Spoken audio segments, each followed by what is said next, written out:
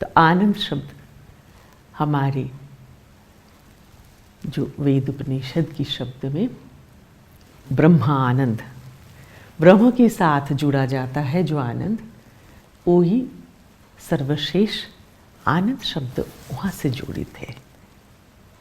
मन रोज का दुनिया में, समाज में, संसार में सुख को आनंद माना है, इसीलिए सुख रहता नहीं है। आनंदमयता में चैतन्य की प्रवाह रहता है। आनंद शब्द जाता है ब्रह्म आनंद, ब्रह्म आनंद। ब्रह्म शब्द क्या हुआ? वो ऐसे एक अवस्था की नाम है जहाँ ये साइकिल नहीं है, बद्धता नहीं है, बाइंडिंग्स नहीं है। तुम्हारे मन जब सुख ढूंढने की बाइंडिंग में है, जो दुख है उसकी विचार करने के लिए बंधे हुए है, कामनाएं हैं, एक्सपेक्टेशन है, जो मन बंधे हुए रहता है, ये बंधित मन में आनंद कभी नहीं होता। थोड़ी सुख टच होने से उसको आनंद मन समझ लेता है। जो आनंद है, जो शब्द के अर्थ है, वो है ये बंधन मुक्त अवस्था की जो आनंद, यही सत्य है, जिसको छोटा छोटा खंडित करके आनंद शब्द लगातार व्यवहृत होता है, जो आनंद है ही नहीं। इसलिए तो तुम आनंदित रह नहीं पाते। कभी साधक अलग अलग तुम लिखते हो, कुछ कुछ कभी याद आ जाता है।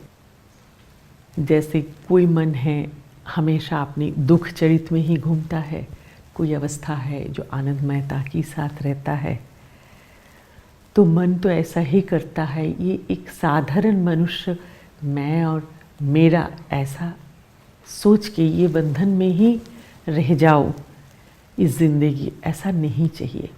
ये आंतरिक भाव ऐसा नहीं कभी कोई एक साधक ही कहते हैं, ये तुम्हारे भाव होता है। इसलिए तो आनंदमुखिता जो है तुम में, आनंद ढूंढता है, वो आता भी है, बसता भी है, कोशिश भी करते हैं। तो आनंद शब्द ऐसे है जो साइकिल की बाहर रहता है, यानी बंधन की बाहर। तो जो ब्रह्मा आनंद में रहता है, वो आनंदमयता में रहता है, वो द्वंद्व रहित होता है। द्वंद्व करे ना करे, दे ना दे, बोले ना बोले, दिस क्वेश्चन गुड, इसी में घूमना नो गुड।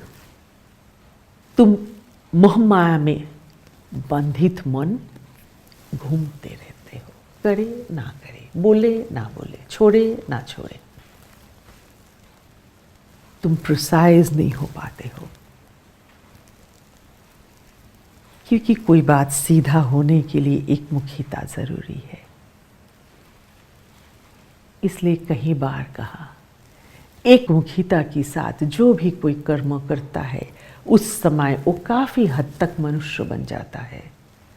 विज्ञानी हो, वो कोई पढ़ रहा है ऐसा हो, कोई भी क्रिएशन हो, क्यों ना वो बीजवपन करता है। बड़ी बात छोड़ी दो, बड़ी बात और छोटी बात क्या है, प्रैक्टिस बिना कुछ संभव नहीं है। लगातार लगातार लगातार लगातार श्वास चल रहा है, इसलिए तो तुम जिंदा हो।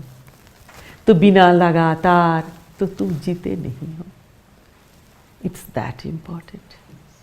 फिर तुम बोलोगे ये होता नहीं है, तुम लगातार रहते कहाँ? अपने को परखो। तुम्हें अगर लगता है मेरी जहाँ पर मैं हूँ वहाँ से मैं जिंदगी में सुंदर रहूँ, आनंदित रहूँ, तो छोड़ना आना चाहिए।